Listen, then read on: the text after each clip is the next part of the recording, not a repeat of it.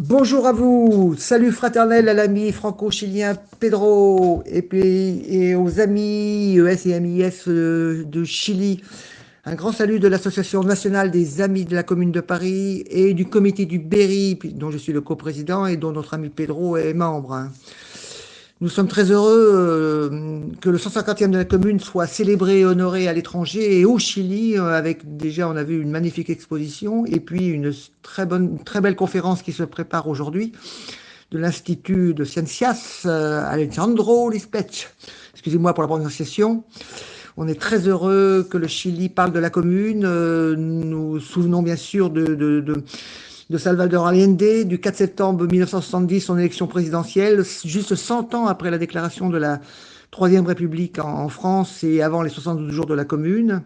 Le Chili d'Allende, celui des masses populaires, des masses ouvrières, hein, des récupérations d'usines, des cordons industriels qui coordonnaient toutes les usines entre elles. Sous la Commune, on a vu des coordinations de quartiers, d'arrondissements, autant l'autogestion aussi, autant de choses qu'on retrouve au Chili et sous la Commune de Paris. Alors les Chiliens ont été présents en 1870 dans la Légion garibaldienne durant la guerre 70-71 contre la Prusse. Il y avait 3 Chiliens dans la Légion garibaldienne. Et dès le 4 septembre 1870, quelques jours après, eh bien, le Pérou, l'Argentine et le Chili ont reconnu la République française.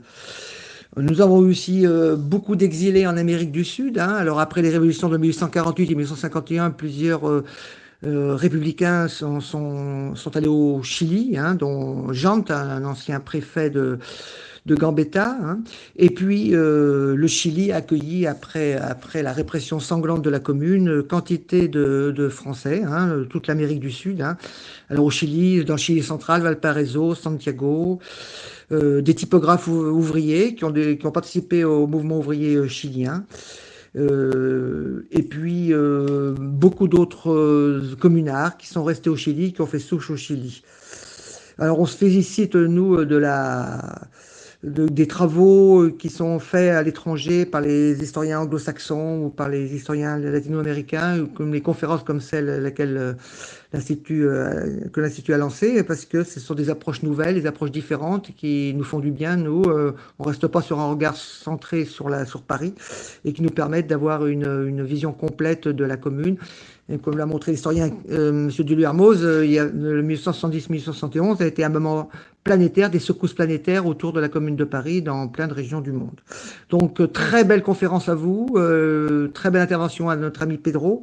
Et bien sûr, vive la Commune en France, à Paris, en France, en province et à l'étranger, et au Chili tout particulièrement. Au revoir.